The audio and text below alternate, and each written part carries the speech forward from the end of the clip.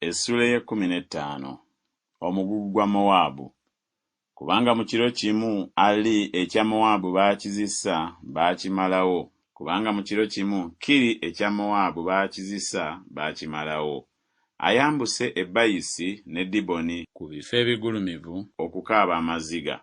Mowaabu awooganira Nebo ne Medeba. Ku mitwe gyabwe gyonna kuliko ebiwalaata, buli kirevu kimwereddwa.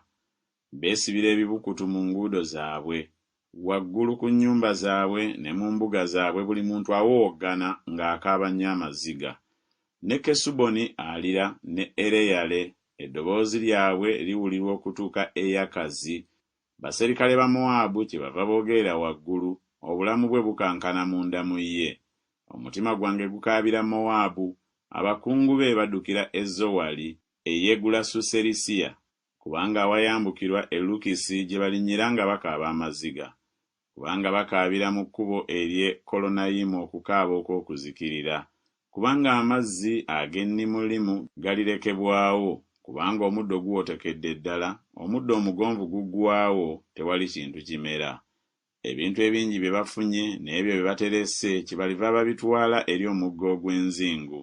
Kubanga okukaaba kwetoolodde ensalo za Mowaabu, okuwoogana kwakwo kutuuse e Yegulayimu, n'okuwoogana kwakwo kutuuse e Bererimu.